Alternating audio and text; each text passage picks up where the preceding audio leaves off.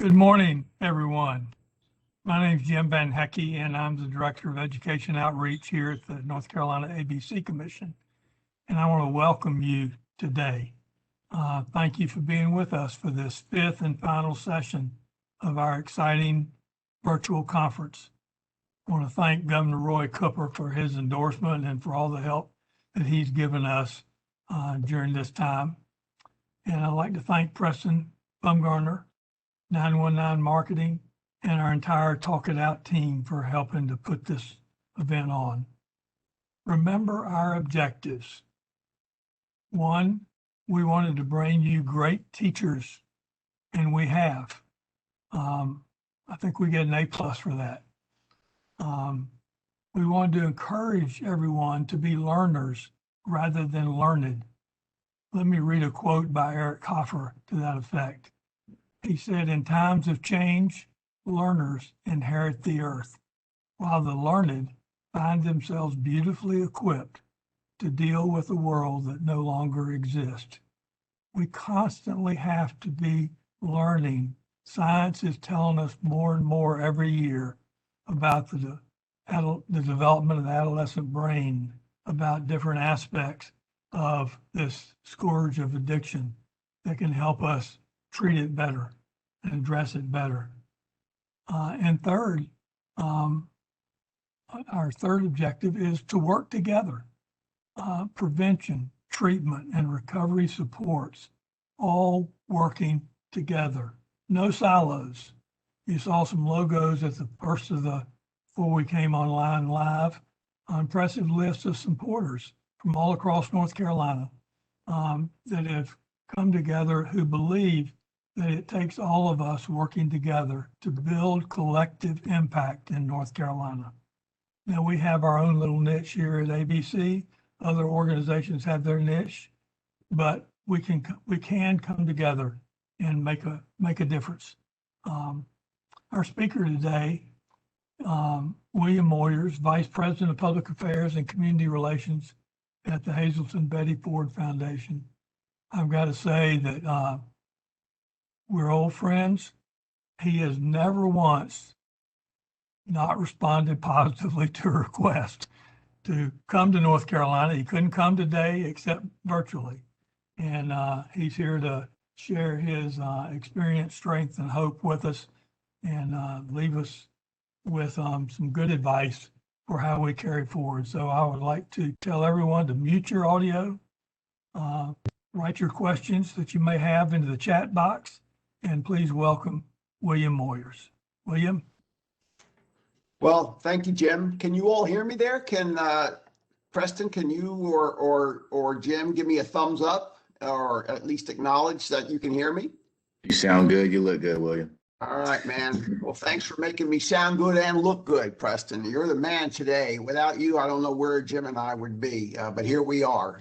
So thank you all. Jim referred to the fact that we're old friends, which means we are indeed old and we are friends. And it made me think that when you've been around as long as I have, there isn't much left in terms of first times.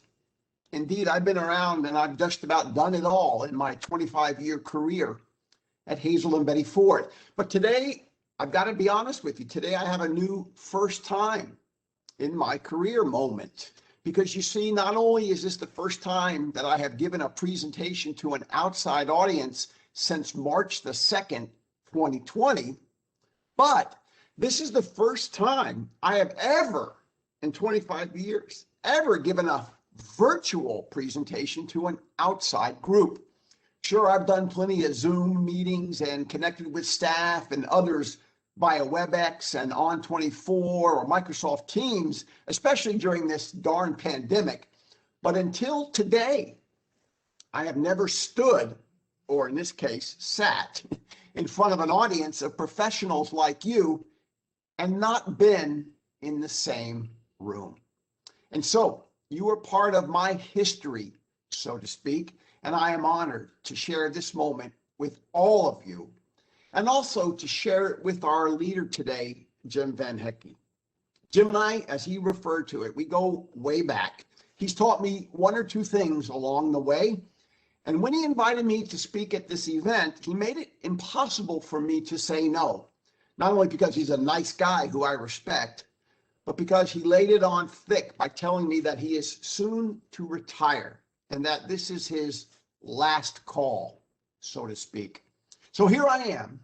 Here we are, the last in a series of Talk It Out Tuesdays in North Carolina, or wherever you are today. By the way, I come to you from St. Paul, Minnesota. And knowing about the lineup for this Let's Talk series, I have the distinct advantage of being your final speaker, which means I get the last word. But I also have the distinct disadvantage of following to the stage, so to speak, a lineup of distinguished speakers: Scott Miller, Joe Lee, Danita Robinson, and Porter Taylor. What a lineup. 2 PhDs, a medical doctor, and a retired bishop, and me. Me. Go figure. Today is yet another reminder of how often I ask myself, how did a guy like me end up as a speaker with such distinguished experts at an event like this? Well, let's answer that right now. Here's how it happened. And by the way, because this is my first sort of outside virtual event, Preston and I have gone around and around and around practicing how I'm going to share a couple of images. I hope I can make this work. If I can't, then we won't. Remember, this is all about progress, not perfection today. But I wanted to show you all, just very briefly, if I could here, how it is that a guy like me ends up in a place like this. So let me go down to share. Ready? Here we go. I'm going to share. And I'm going to try to find on my screen what doesn't look like it's showing up here. Let's see if this is it. Yes, there it is. Can you all see that? I hope you can. There's the classified ad in the Minneapolis Star-Tribune newspaper. The ad conveniently located right under the date of Sunday, November the 19th of 1995. A help wanted ad, for some of us old timers, help wanted ads were often found in the back of the newspaper. I don't know where they are today online, but back in the old days in 1995, just before I started my career, there I was looking for employment opportunities. And I'm going to come back to how that all happened in a few minutes. But there I am looking for classified in the classified section, and I spot this ad on Sunday, November the 19th, 1995. Wanted, public policy specialist, Hazelden Foundation. And it was as if somebody had thrown a pie in my face, because it was such a startling shock when I saw that classified ad. I was like, oh, I wasn't even looking to work at the Hazelden Foundation. And there was the ad for a public policy specialist. Now I'm going to try to stop sharing. And Preston, I guess I click stop at the top here, right? Let's see if that works. Yes, sir. And I stopped. Thank you. There you are. You're like the higher power somewhere in the ether world. I like that, though. So I'm going to click stop sharing. So I'll be able to stop sharing this classified ad, but I'll still be with you all. So here we go. And we're back. Yay. Okay. So there was that classified ad. And that is how I blundered into a job at Hazelden. I applied for that job. There was a stack of resumes this high, but I got hired. And that was one of those reminders that for me in my own journey, professionally and personally, coincidence is God's way of remaining anonymous, because how else in the world can I explain the fact that I opened the paper that day, there was the classified ad, and 26 years later, I get to follow 2 PhDs, a medical doctor, and a retired bishop to a virtual conference in North Carolina. Go figure. As I mentioned, not long after I applied for that job, I was hired, and I joined Hazelden in 1996. And on my first day on the job, it was a leap day, February the 29th of 1996. I met with the CEO of Hazelden at the time. His name was Jerry Spicer. And he said to me, William, you've been hired as a public policy specialist at Hazelden. I want you to go out and I want you to change public policy around the discrimination against people who want to use their private health insurance to access treatment for addiction or mental health or both. He said, go out and take on those insurance companies and get them to lift the onerous barriers that they put in place for people who struggle with substance use issues or mental health. Barriers that, by the way, didn't apply to those with HIV, AIDS, breast cancer, diabetes, hypertension. Yes, indeed. Back in the mid-90s, not that long ago for some of us, insurance companies routinely discriminated against people like many of us here today. And so my CEO at the time said, go out and change public policy around the discrimination against people with substance use disorders or mental health or both. And he said, and by the way, while you're out there, William, changing public policy in Washington and at state capitals against this, why don't you also smash the stigma of addiction? So I said, sure, I'd be happy to do that. Yeah, okay, I'll go out and change public policy around the discrimination of insurance companies and private insurance. And I'll also smash the stigma of addiction, which, as many of us old timers know, the stigma of addiction is quite prevalent, as I'll show you in just a moment. So I said, I'd be happy to do it. Where is the money? Because you got, if you're going to go to Washington and lobby, or you're going to go to the State House in North Carolina or any other state capital, you got to have some money, right? And well, we didn't have much money. Hazelden is a healthy not-for-profit, but we're still a not-for-profit, and we didn't have a whole lot of money to spend in the 90s doing public policy, much less spending money to smash stigma. So my CEO said, well, we don't really have a lot of money for that. I said, okay, no problem. Where are the troops, right? The squeaky wheel gets the grease. And if we don't have money to spend, then we need to show up at the state capitol in North Carolina or in St. Paul, Minnesota, where I am today, or in Washington, D.C. We need to show up as consumers of the services that make us healthier people when it comes to substance use disorders or mental health. I said, okay, no money, give me the troops.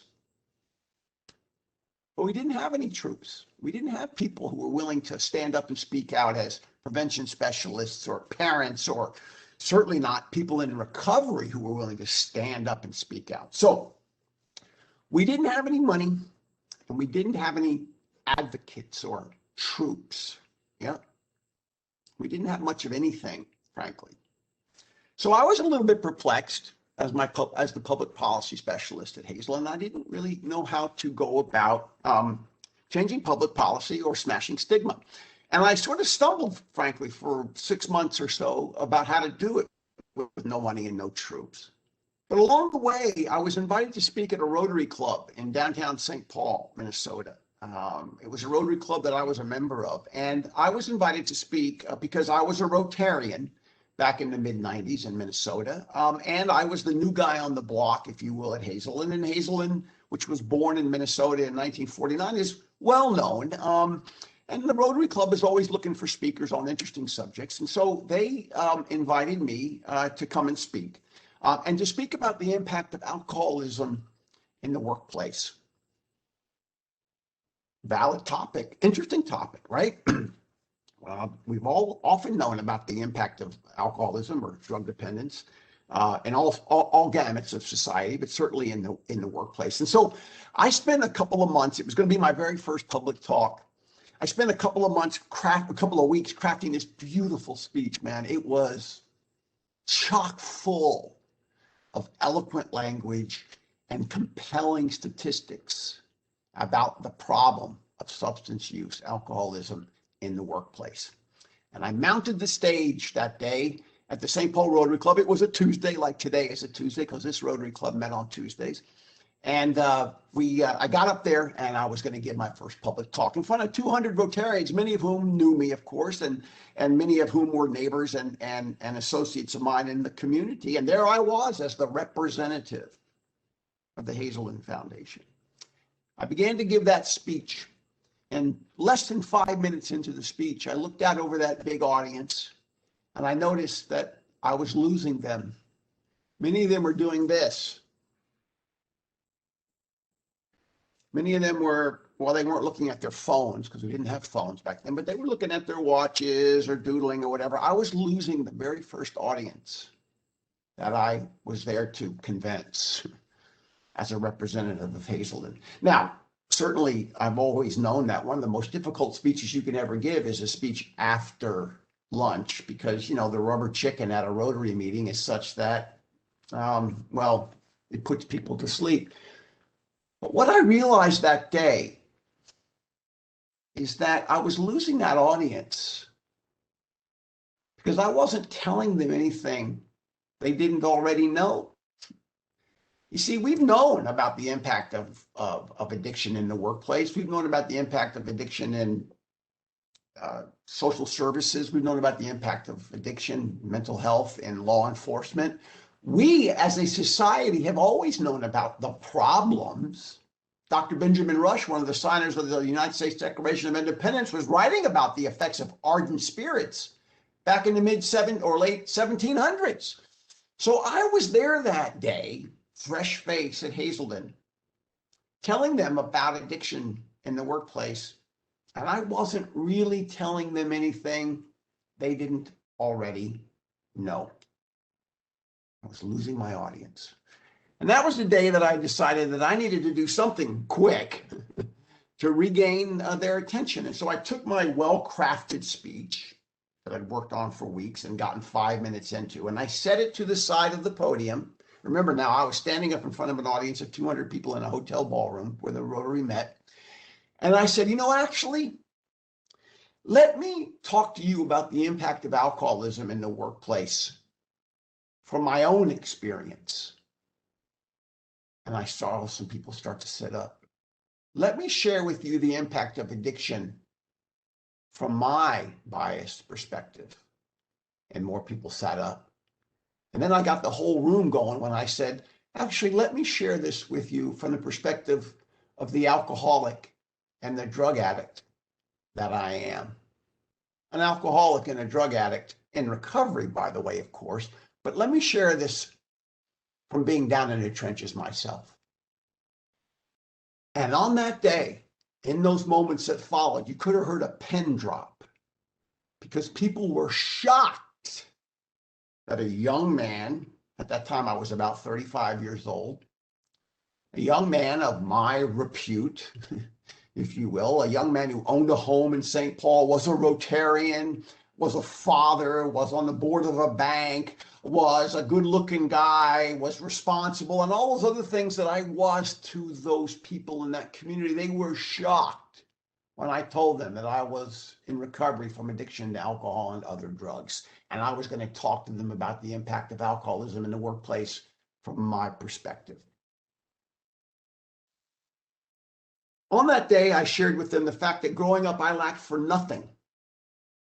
I lacked for nothing emotionally, financially, or morally. I was raised by two parents who loved me and continue to love me unconditionally. Yes, my parents are still alive, living in New York City. They're 87 years old. They've been married for 67 years. And so I don't come from a broken home. I was never abused. I never lacked for anything. I come from a wholesome family. I lacked for nothing emotionally. I mean, I had issues as a teenager. Lots of teenagers have issues, as we know, and I'll come back to that later on. But I was a pretty well-rounded fellow. I played in the band and the orchestra. I was a starting tight end on the high school championship football team. I was the captain of the track team. I was a pretty good fellow. So I lacked for nothing emotionally. Financially, I come from a family of means and prominence, so I never lacked. I always had money in my pocket.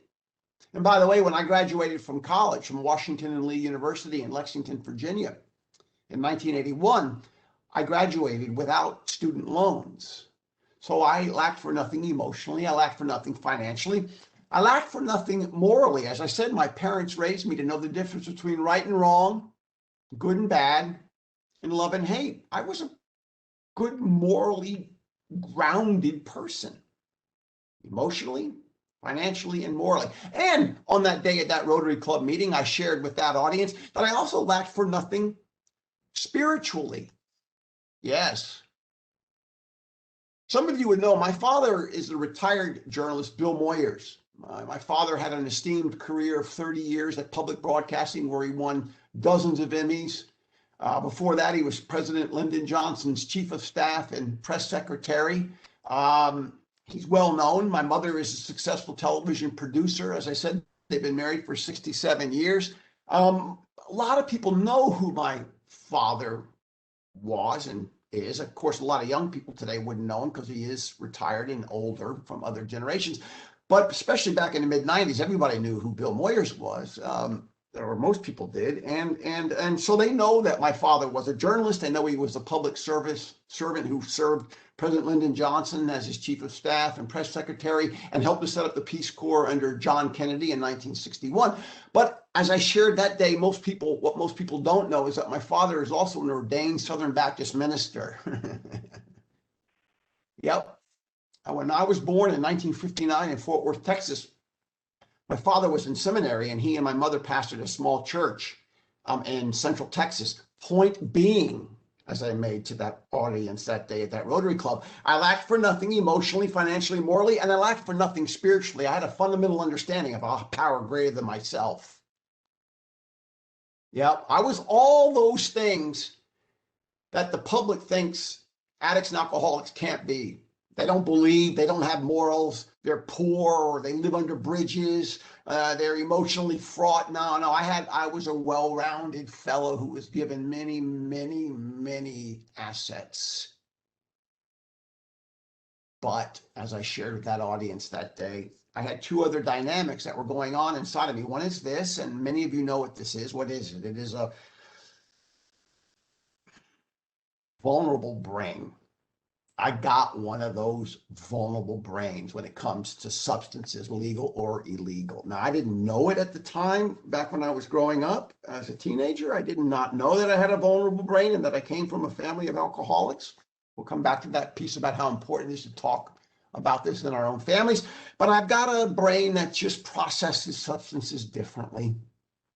In North Carolina, in Minnesota, wherever you come from, roughly 1 in 10 or 2 in 10 of us suffer from a genetically vulnerable brain. It doesn't excuse the things that we do, but it explains it. Got one of those brains, darn it. But it's much more than just a vulnerable brain. I have what I call a hole in the soul. Jim's heard me talk about this before, and I know we have some sponsors today that probably have heard me talk in the past about the hole in the soul. Because I'm sitting down, I can't show you where mine is, but it's underneath my rib cage, as I showed that Rotary Club that day. It's underneath my rib cage. And my hole in the soul aches with a sense of imperfection. It aches with a sense that I'm not good enough or need to be better than. You know, the big book of Alcoholics Anonymous describes people who have a hole in the soul, my term, but describes them as being people who are restless, irritable, and discontent in their own skins. They itch, and I itched growing up. I itched with a sense that I didn't belong, that I wasn't in the center of the circle or on the front of the camera. I itched with that sense that I needed to be something more than I could be, which was to be perfect. You know how hard it is to be perfect in the body of a human being, right? It's impossible for a human. But I never felt good about me because I felt like I was lacking, even though I had everything growing up. And that's the story I told that day about my background, about all those things that helped to set up the fact that when I voluntarily smoked marijuana for the first time in about 1974, 1975, as a teenager at that time growing up on Long Island with all those assets, when I smoked marijuana for the first time, guess what I discovered? I discovered an answer to that hole in the soul. Suddenly, I didn't hurt so much anymore. Suddenly, I wasn't so restless, irritable, and discontent anymore. I loved the feeling of substances because they made me feel, well, if not complete, they made me feel better. They helped to soothe that hole in the soul. But when I voluntarily ingested those substances for the first time and not looking for it, but found the answer to the hole in the soul, I also did something else that day. And we know what it is, right? Because I've got this too. And what is this? It's that genetically vulnerable brain. I flipped on a light switch with marijuana that I could not turn off of my own free will. When I stood in front of that Rotary Club audience that day, I admitted to being an addict and an alcoholic. I talked about the hole in the soul, and I talked about the vulnerable brain, and then I talked about, not the gory details, because I don't think gory details ever do very much to advance our cause, but I talked about the fact that when I voluntarily smoked marijuana, I was off to the races, and no amount of being emotionally rounded or financially secure or morally valuable or spiritually connected, none of those things could override this hijacked brain and this hurting soul. And when I shared that with that Rotary Club that day, they were shocked, because what I was able to tell them that day is, despite all the things that I grew up having, I had developed a baffling inability to just say no. Yeah, again, it doesn't excuse what I did under the influence, but it helps to explain it. And finally, when I wrapped up that impromptu Rotary Club meeting that day, I also talked about the fact that by the time I was 30 years old in 1989, 15 years after I voluntarily smoked marijuana for the first time, by the way, marijuana, which is nowhere near being as potent as the legal marijuana that is being sold and used across this country today. Yes, indeed, the train has left the station. And I know the focus is on preventing underage drinking, but we've got to really, really think about how we're going to help our young people around what is rapidly becoming another legal substance, marijuana, which is nothing like the marijuana that I voluntarily ingested in the mid-70s. I think the clincher for that Rotary Club meeting that day was the fact that by the time I was 30 years old in 1989, I was living in a crack house in Harlem, New York. And not long after that, I went to treatment at Hazel Inn and got out, and I had a recurrence, or what we call a relapse, so I don't like that term. I had a recurrence of my use in 1990, and I went back to treatment at Hazel Inn a second time. And, people think that Hazel Inn is this place where you go and you get fixed. Nuh-uh. You don't get fixed with addiction at Hazel Inn any more than you get fixed with cancer at Sloan Kettering or any of the other renowned health centers that deal with chronic illnesses, because this is a chronic disease. And so people were shocked that I could go to Hazel and still use afterwards. A lot of parents tell me, and I'm sure they tell you too, fix my son, fix my daughter, or if you're a spouse, fix my loved one. But as our sponsors today, they don't cure addiction or cure mental illness any more than we cure diabetes, hypertension, or HIV/AIDS. Now there's a solution, thank goodness, but we can't talk about addiction as something that can be solved or cured in a treatment center in North Carolina, because in North Carolina, you don't cure addiction. You can treat it and you can solve it, but just like Hazel Inn, you could still be vulnerable to it. And so when I stood up there at that Rotary Club that day and told them that I went to treatment at Hazel Inn in 1989 after coming out of a crack house in Harlem, and I went back to treatment at Hazel Inn in 1991 after coming out of a crack house in St. Paul, and then stayed abstinent for 3 years and relapsed in Atlanta while working as a journalist for CNN, and went back to treatment again down in Atlanta, people were like, wait a minute, this guy was really sick and he never really got well until I got well. When I had my bottom with this illness in 1994, October the 12th of 1994. And as I said, went to treatment in Atlanta.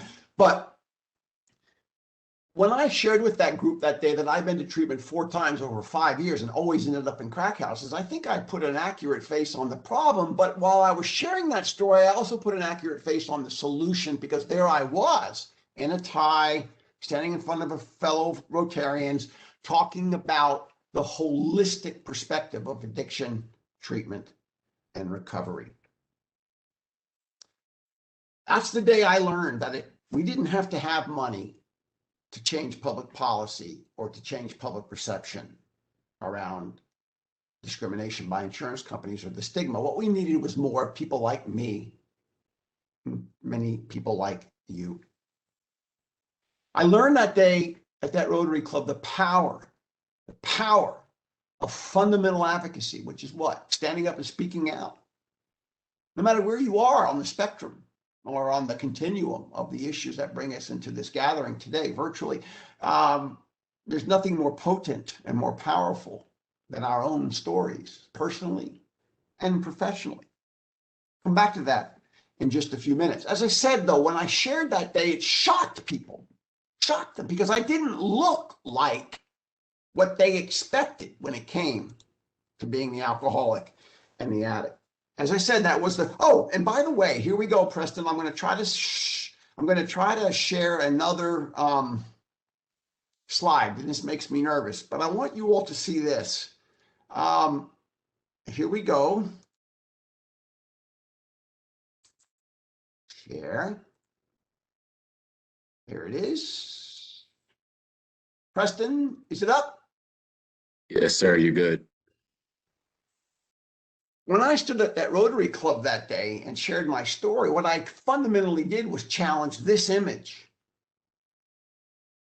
This image. This is the cover of Time magazine, not in the 1800s or the early 1900s or the 1950s or the 60s or the 70s or the 80s. This is the cover of Time magazine the same year I gave my first public talk, approximately. This is how the media sought to portray people like me as something that is less than the human form that we are.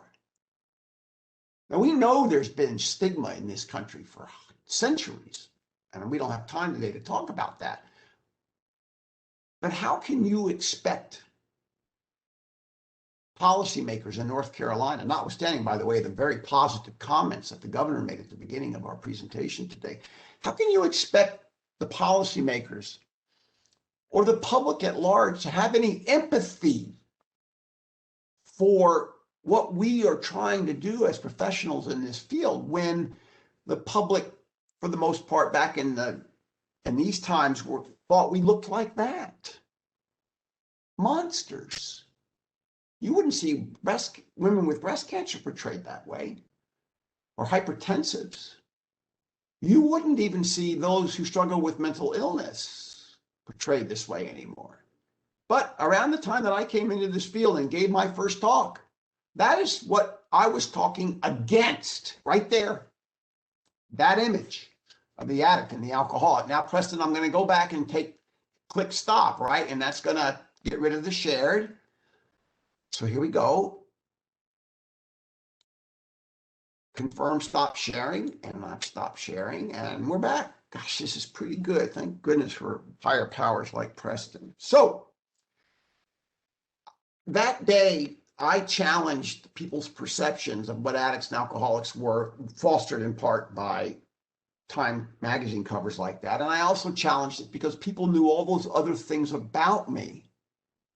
But until I shared with them where I came from, they didn't realize that once I had been like all those other addicts and alcoholics I read about or see in shelters or in jail cells or whatever it was.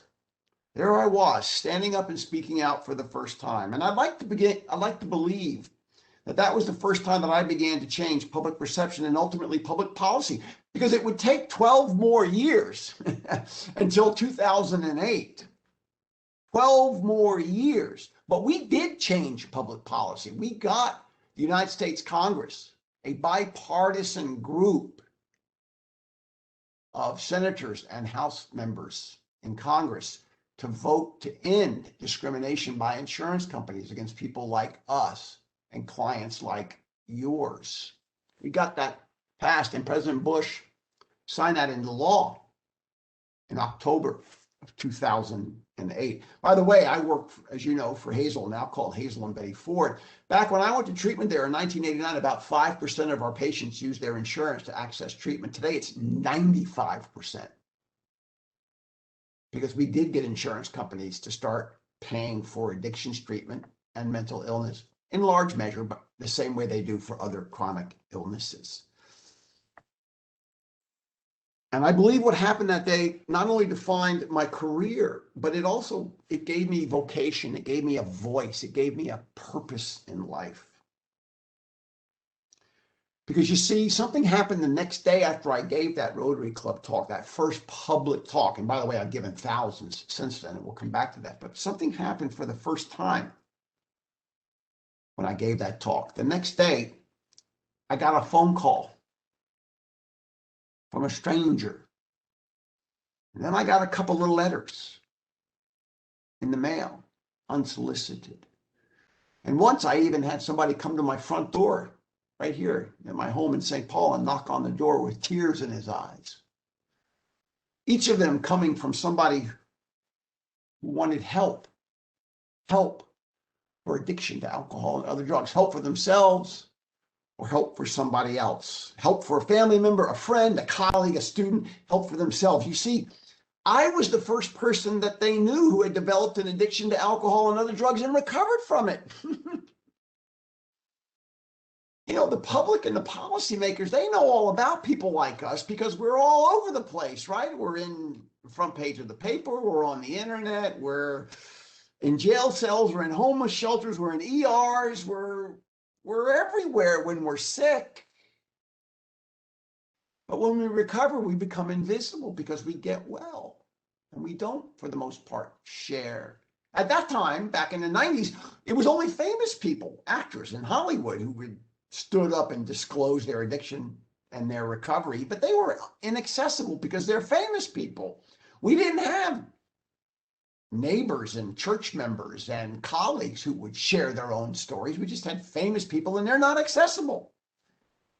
And as I said, the public knew the problem. Of course they did. It was on the front page of the paper, on the radio, DWI roadblocks, homeless shelters, jails, ER cells, ER rooms. Excuse me, as I said, the public, the media, and the policymakers knew the solution, but they knew the problem, but they didn't know the solution. And when I stood up and spoke out, I became a beacon of hope for people.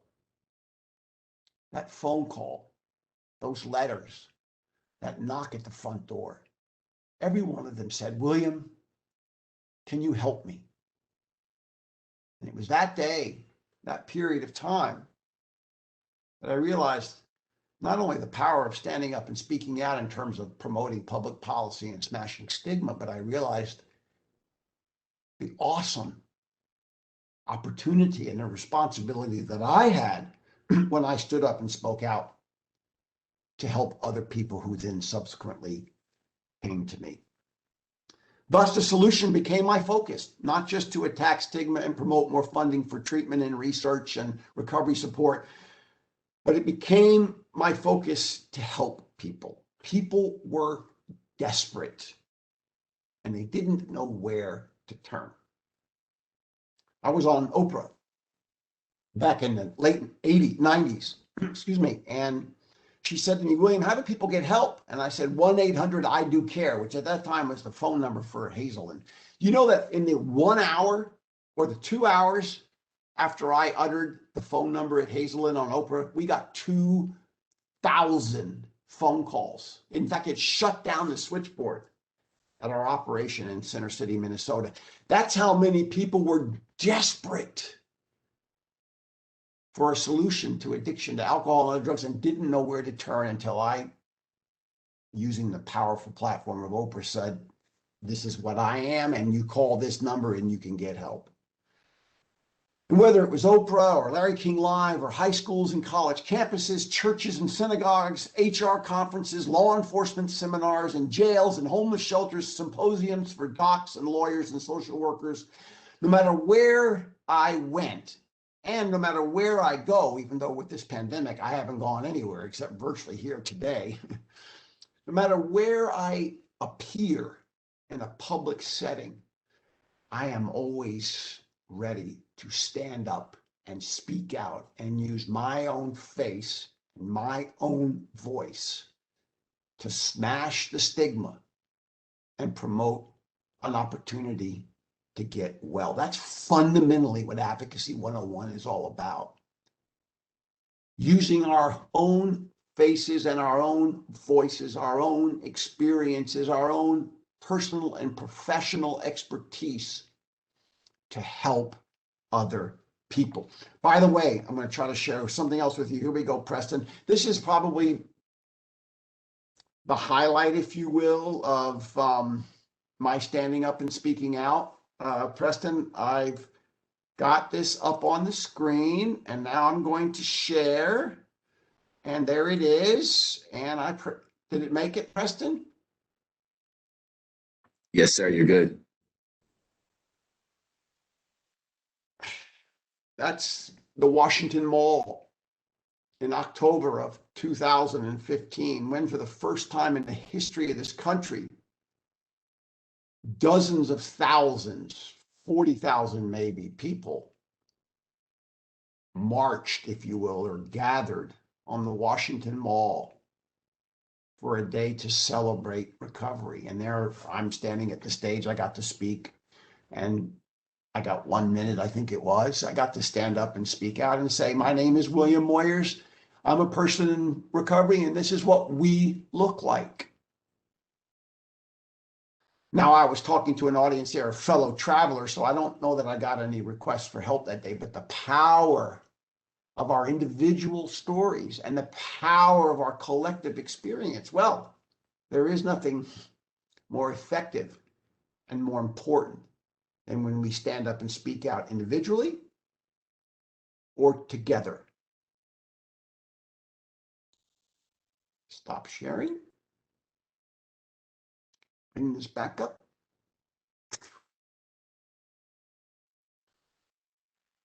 And it was, by the way, in all of those public talks, and as I said, I've given thousands of talks, by the way, that I came to the Tar Heel State, and that's where I met Jim. And well, you know, as I said, carrying the message is what matters to me more than anything else. And I'm so glad I had a chance to come to North Carolina. I've probably been there a couple dozen times over the decades. But it's people like Jim Van Hecke who remind me that I'm not alone and that there is change is possible. And that even when people like Jim and me retire, which is inevitable, there will be those, especially now, who will follow us in their willingness to stand up and speak out, not just about the problem, to stand up and speak out about the solution using your own story. Nothing else matters to me, and I hope that nothing else matters to you. It should matter to you, whomever you are and wherever you are along the continuum of the issues that bring us here today, from prevention to research to law enforcement to treatment to recovery. Each and every one of you has a story to tell. Because I know that you don't do the good work that you do for those high salaries that you get paid. Nope. You do the good work that you do because you know you make a difference in the lives of people like me. You do that work because you know wherever you are along that continuum that you make a difference. And so your voice, your face, your story, it's vital that you share your own story and why you have invested your time, your energy, and your expertise along this continuum. Because you see, so much has changed. So much has changed since last year. Think about it. Pivot, virtual, Zoom, mitigation, quarantine, vaccination. I bet none of you had ever considered or uttered those terms before COVID struck. And just look at today, live from St. Paul, Minnesota. It is me, live with you in North Carolina, or wherever you're logging in from today. Our world has fundamentally changed in this last 12 months. And even now, as we begin to see that pandemic of coronavirus lift, even as we see a brightening of the hope that we can return to a world of normalcy, we need to accept the fact that never again will things be the way they were. Never again will how you do your work and how you live your life, never again will it be the way it was before March of 2020. Except when it comes to people who are desperate for help. Yep. I don't need to tell you that coming out of this pandemic, we know that more people than ever before, young people, middle-aged people, elderly people, black, white, red, brown, yellow, whatever, Christians, Jews, non-believers, we know that coming out of this pandemic, more people than ever before are going to need what you know and are going to need what you do. That's the bottom line, isn't it? Advocacy 101. Each of us exists to help people who need and deserve what we know, who we are, and what we offer. Do not underestimate the power of your personal story, no matter where you are on that continuum. And coming out of this pandemic, more people than ever before are going to need us.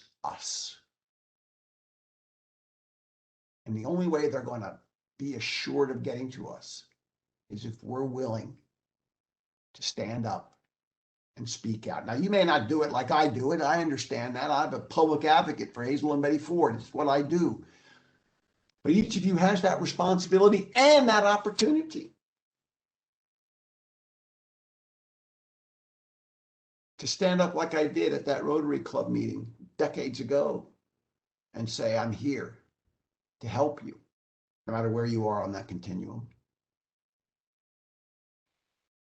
And we've heard all those stories about how bad it's going to be in terms of the isolation, the trauma, the PTSD, and all those other things that have occurred in this pandemic. I'm not an expert in that way, but I can tell you, based on the number of people that are reaching out and asking me for help, I know it's going to be a lot. And we cannot be satisfied just going back to the way things were.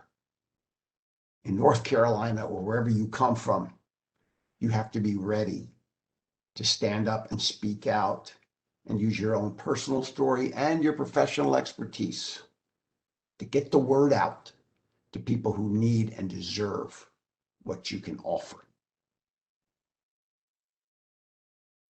We're almost out of time, but I want to read to you something about the power of your own story.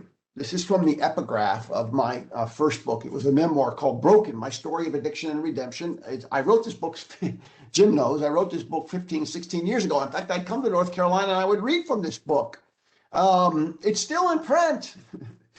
Amazing. But I want to read to you this morning from the epigraph of this book to really sort of drive home the point that I want to leave you with. A disciple asks the Rebbe, why does Torah tell us to place these words upon your hearts? Why does Torah not tell us to place these holy words in our hearts? The Rebbe answers, well, it is because as we are, our hearts are closed. And we cannot place the holy words in our hearts, so we place them on top of our hearts. And there the holy words sit until one day the heart breaks and the words fall in. One day the heart breaks and your words fall in. Fall in to those hopeless and helpless and needy souls of the people who don't know where to turn until they hear you tell your story. So many of you are, you've got the degrees, you've got the expertise, you've got the clinical backgrounds, you've got all those things that I didn't have when I answered that classified ad back in 1985. And in fact, to this day, I still have a Bachelor of Arts in Journalism, class of 1981. That's it. I'm not a clinician. I'm not an administrator. I don't have an MSW. I don't have any of that cred that is so important in our field and that is represented by our sponsors here today and by all of you. I have my own story, and I use my own story to place those words of hope, help, and healing on the hearts of those who suffer. They may not necessarily be ready to hear it when I place them there. They may not even know that those words are applicable to them, but a lot of them do. And when their hearts break, when they're ready, when they reach their bottom, well, then your words will fall in and give them what they need and what they deserve.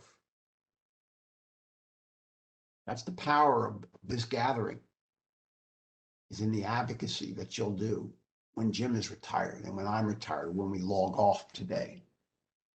Because there are so many people across the state of North Carolina. Again, no matter where you are on that continuum, there are so many people who need to have your words placed on their hearts. And I hope you can remember that for the rest of your careers and in your personal lives. But wait a minute, you might be asking, what in the world does what I just talked about in this presentation have to do with prevention? Specifically, the mission to prevent underage drinking, or by extension, to prevent underage use of marijuana.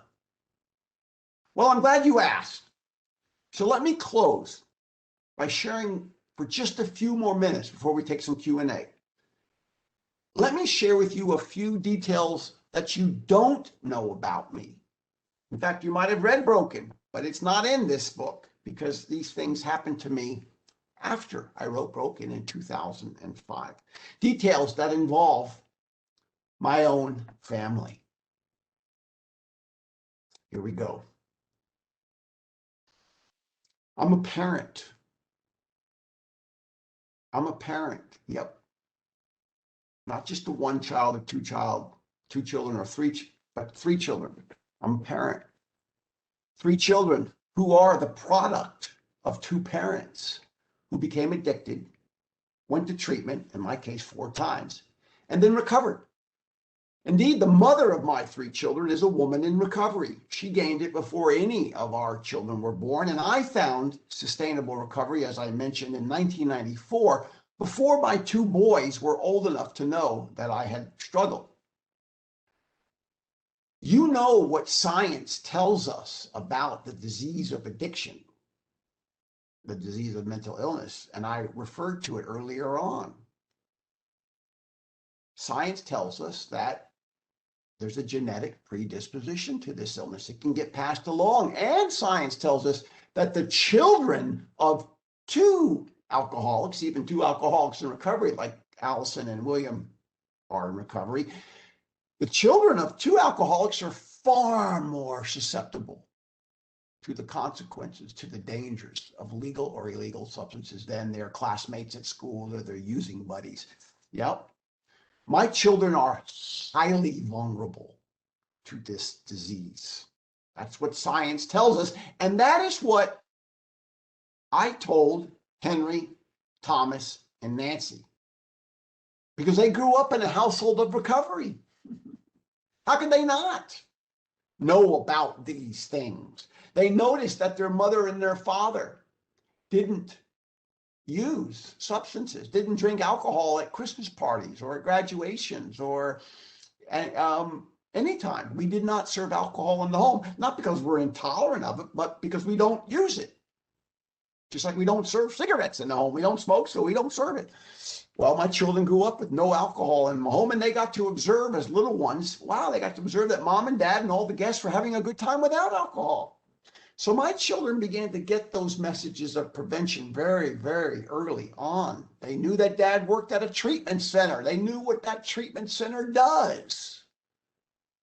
I used to take Henry, Thomas, and Nancy to recovery meetings where they understood whatever they understood, but at least they were exposed to it. No, unlike my own parents who gave me everything but never really talked about the dangers of substances with us. We would talk about the war in Vietnam, the Beatles and the Rolling Stones, Watergate, and all those other things, but we never talked about substances because we didn't think we needed to in the Moyers family. But when it came to the Moyers family, this generation, I had no doubt that I needed to talk to my children, not only because I needed to talk to them as vulnerable people, but because their mother and I lived as recovering people, recovering parents.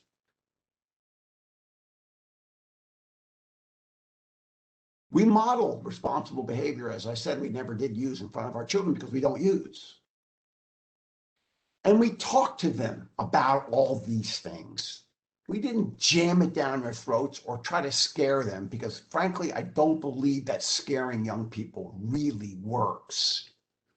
Just saying no might have been grounded in well-meaning intention by Mrs. Reagan, but I think enough of us know now that just saying no isn't enough.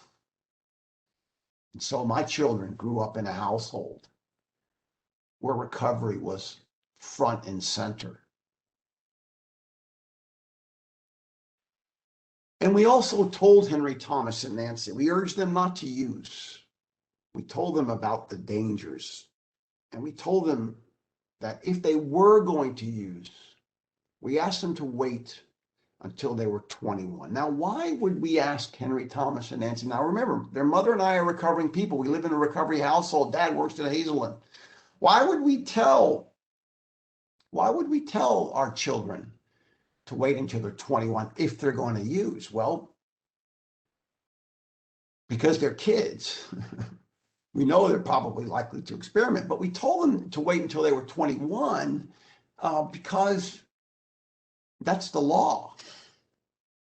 The drinking age was 18 in my time. Just because the drinking age was 18 back in 1977, when I was 18, doesn't mean that it's okay for them to have a sip. And also we told them about it because they've got those vulnerable brains. We said, wait, and you know, the brain is the last organ in the body of a young person to develop. It's where logic is processed and decisions are made. And when it's compromised by alcohol, it's compromised by alcohol or marijuana. And so we always said, kids, you're vulnerable. But if you're going to use, wait until you're 21 because it's the law and because your brains are vulnerable and we need them to develop fully, please. But I was no dummy either. Our kids are just like most kids. They became teenagers, and we know what teenagers do. You know exactly what teenagers do. They take risks. And for many of them, that risk includes experimenting with legal or illegal substances. And I was no dummy around that. I didn't want them to use, but I knew that they were going to be teenagers. And by the way, I got to just show you this real. I see if I can pull this one up. Here we go, Preston. Here they are. I'm going to show you. I'm going to bring this up here. I'm going to share. Where does the share? There it is. This picture is 10, 11 years old, but it really is appropriate for what I'm about to tell you. Because right there in that picture, Henry on the left, Nancy there in the white coat, and Thomas on the right, they knew Dad was a recovering alcoholic. They knew Mom was recovering alcoholic. They knew all those things I've already told you. They knew that, and I've had the big talk with them. The big talk about the fact I wanted them to wait until they were 21. But I am no dummy, as I said. They're teenagers, right? So I decided to do one more thing to perhaps give them a little bit more incentive not to use. I incentivized them. I said, Henry, Thomas, and Nancy, if you wait until you're 21 to use, I will buy you a new car. Yep. I told each of my kids, not just my own story. I told my own kids, not just what we do at Hazelden, who we treat there. I told my own kids, not just about their own vulnerabilities.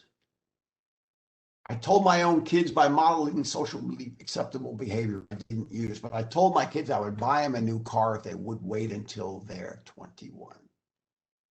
Well, now Henry on the left there is 28. Nancy is 24. And by the way, just got accepted to Columbia to get her master's in social work. And Thomas over there on the right works for the state of Massachusetts Department of Health and Human Services with working in the area of disabilities. All of them have grown up. Henry, 28, Nancy, 24, Thomas on the right there, 27. And guess what? I never bought any of them a new car. Now, I never bought any of my children a new car. Why? Well, I'm a man of my word, but they had to live up to their end of the bargain. And all three of my children experimented before they turned 21 years old.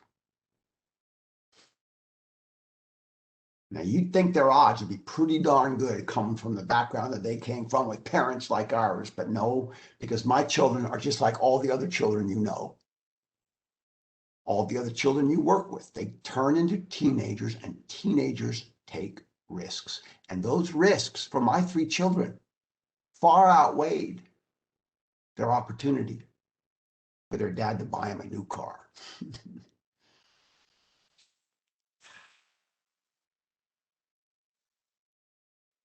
Yep, despite all I knew, despite all I modeled and all those conversations we had, all three of them tasted alcohol and used other substances before they turned 21.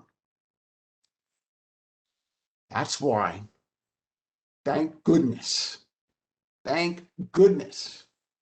gave them one more tool in their toolbox of prevention when they were growing up. You see, I told them, matter-of-factly, that if they chose to use, they might use and suffer no consequences. It happens. Just because they're genetically vulnerable from two parents doesn't mean they're going to become dependent like their mom and dad did. So they might choose to use and not develop any consequences. But I equally told them that they might choose to use and suffer all kinds of consequences. And if they did choose to use and begin to suffer consequences, that other tool that I gave them in their toolbox of prevention was really simple. It was that I gave them permission to come to me and ask for help. Yep. Henry, Thomas, and Nancy, if you choose to use and you develop a problem, it's okay to come to me or to your mother and ask for help. I don't know about you all. I can't see you, so I don't know how many of you are young. But for the older generation of those of us who've been around a while, that was really never something that our parents ever gave us, the opportunity to ask for help. We either didn't talk about it at all, or it was seen in a punitive way. But I gave my children that opportunity to ask for help, and thank goodness I did. Because 6 years ago, not long after that picture was taken, one of my children came to me and said, "Dad, I've quit drinking, but I can't stop smoking weed. I need help." My initial reaction, by the way, was a sense of, darn it, William, you blew it, man. You didn't do the right thing. You didn't raise that kid. He used anyway. Well, at least I don't have to buy him a car now. But I actually had a little bit of shame about the fact that I had surrounded my son with all those cushions of support, and he still used. Darn it. But then I realized, wait a minute. He did exactly what I offered him. It's okay to ask for help. And we had him assessed. He was assessed as being a dependent young person. It's been 6 years. And he still drinks. He drinks differently, way differently. I don't think he uses at all illegal substances or marijuana, but he still drinks, and he will once in a while have a beer in my presence, but it is a beer. He has grown up and out of that moment when he asked me for help, because we did have him assessed. He got help. And it's 6 years later, and he has recovered from the desperate condition that caused him to ask for help. He doesn't recover the way I do in an abstinence-based program, but he's a lot better. Thank goodness I gave him permission to ask for help. 4 years ago, another one of my children came to me and said, "Dad, I've been drinking to blackout since I was 14. And in that moment, I was shocked, because that child, that teenager, had been living in my house and I didn't see it.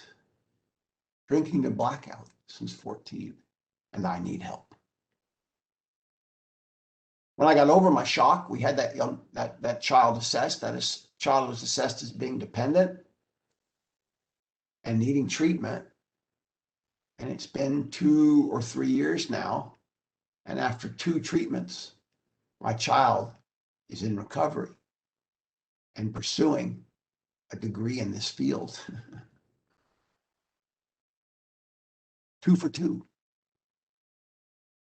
And then 2 years ago, my other child came to me and said, "Dad, I can't do it anymore.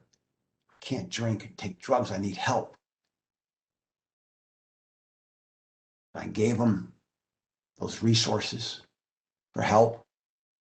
I gave him a hug, and he hasn't done a thing about it since. It's why, I recover in an abstinence-based program, but I also am a double winner. I have to go to another program for my codependency. And I go to the program to take care of my own sanity.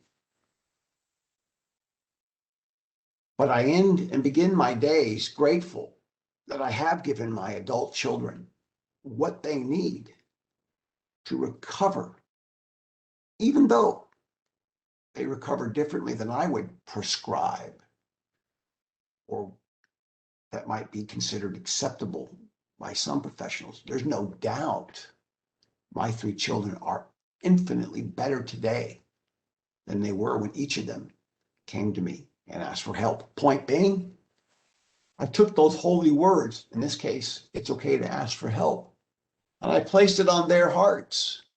And when their hearts broke, my words fell in, and they found permission to come to me and ask for help. I think that last story that I've shared with you really emphasizes how challenging it is for so many of you who work in the area of prevention, how challenging it is to do your work because you are trying to prevent something that in so many cases seems inevitable.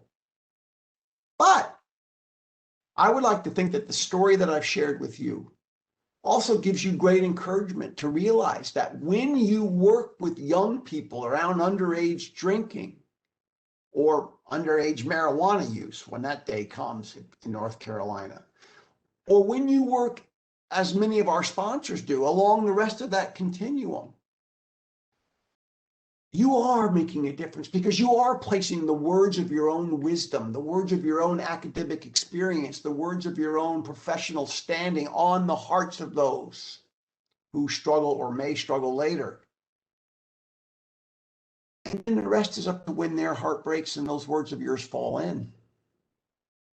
So do not underestimate the power of what you do and the power of the results that may not show up this afternoon or next week or next year, but will, in time, for many of them at least, show up when their hearts break and your words fall in.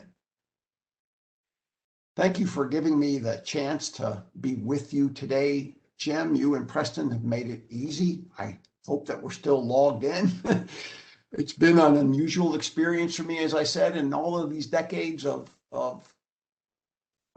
carrying the message. I've never done it to an external audience like this. I think it's worked. But I guess we'll find out. But lastly, just to say thanks to all of you for not only being here today, thanks to all of you for the work you do to make a difference in the lives of people like me. Thank you. William, thank you so very, very much. Preston, are there any questions for William? Not at the moment. Just a few people in here, just really speaking on William's presentation. Elizabeth Ray had a really nice comment. She said, "Your presentation is the essence of prevention. We plant seeds, the fruits of which we may never see. Doesn't mean that they don't grow." Amen. That's great. William, I want to thank you not only for our long-serving friendship, but for all you've done to inspire and encourage so many people for so long, including me. Yeah, no, I was not putting my video on. Anyway, I'm very grateful to you.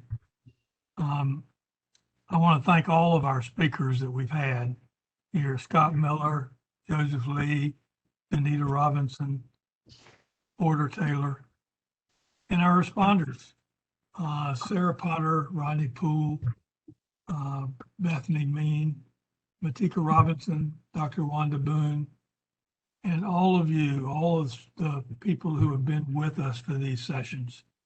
I will remind you that these sessions are taped and available.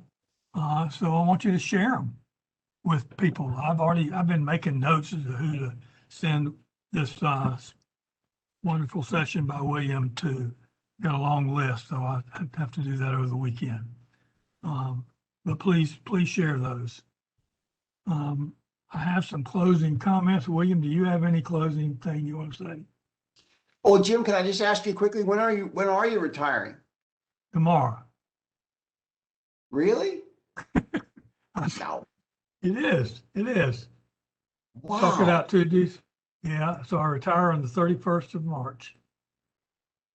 And I won't be inactive, but I'm not going to be working in the same capacity. I've loved every minute of my time at the ABC Commission. They gave me an opportunity to do something in this field that I might not have had a few years ago. And met some wonderful people along the way, been able to tell some great stories. And these folks here are going to continue to do great work with people all across the state. And I'm going to speak about that here in a few closing comments, if you would. So let me close. For all who seek to help youth and their families in their struggle with addiction, I'd like to offer some closing comments, and as always, a poem. I would say for all those who attended this wonderful session today, and also those who attended other sessions, but not today, we thank you and hope you found information and encouragement to assist you in your quest for helping others in their journeys to find health and healing from the ravages of addiction. We hope you will continue to be learners, again, not learned, who commit to working together with other disciplines and organizations to build collective impact across North Carolina. We may only have a small niche in the larger work of prevention, treatment, and recovery supports. So why should we seek to join with other people and organizations in our work? Well, there are a couple of African sayings that speak to that question. One is, move fast alone, go far together. The second one is a word called Ubuntu. It means I am because we are. Or in other words, it takes all of us. For years, we thought that particle physics was the defining principle of how this world was structured. But then a nuclear physicist named David Bohm, along with some other physicists, expanded our knowledge. Hint, learners, of the potential of quantum physics, or the quantum potential, as Bohm said, of all of us working together. But how is that possible for us? How do we move beyond the particular niche of our work to a larger reality of all of us working together? One, we recognize the truth that unity can be created out of diversity. It just may take our realizing that we all gain when we do that. Two, there's an old Greek word, charisma. Charisma comes from that word. It can help us understand how that might happen. Charisma can help us understand that it's given to us not for our own self. It's a gift given to us not for our own self, but to build up the community. Three, all of us in different organizations and different disciplines, prevention, treatment, recovery supports, work in our niche and support others working in theirs so that we can build a community of healers. My good friend Tom Edwards has recognized that. Tom is the marketing director at Pavilion, a job he has done so well for many years. But he has come to know, there's that word again, learners come to know that our work has too often been restricted to the silos that we work in: prevention, treatment, recovery supports, and the silos within those silos, competition. So in his spare time, he has organized regional and statewide summits of folks and challenged all of us to break down those silos and work together. Imagine what could happen if we would all do that. Just imagine. What if we would recognize the skills and excellence of our colleagues and always seek to enhance our own skills and excellence? A shout out here to Scott Miller, who spoke to that on our first Tuesday together. Prevention, treatment, and recovery support organizations, but also parents, teachers, coaches, doctors, faith leaders, folks in recovery, and folks who are recovery allies, all working within our niches, but supporting each other by working to strengthen the public health, safety, and wellness of communities all across North Carolina and all across America and the world.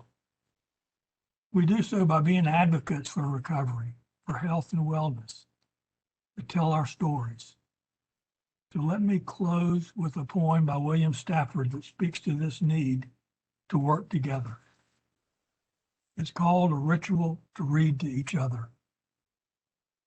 If you don't know the kind of person I am, and I don't know the kind of person you are, a pattern that others made may prevail in the world. And following the wrong God home, we may miss our star. And as elephants parade, holding each elephant's tail, but if one wanders, the circus won't find the park. I call it cruel, and maybe the root of all cruelty, to know what occurs, but not recognize the fact. And so I appeal to a voice, to something shadowy, a remote, important region in all who talk. Though we could fool each other, we should consider lest the parade of our mutual life get lost in the dark.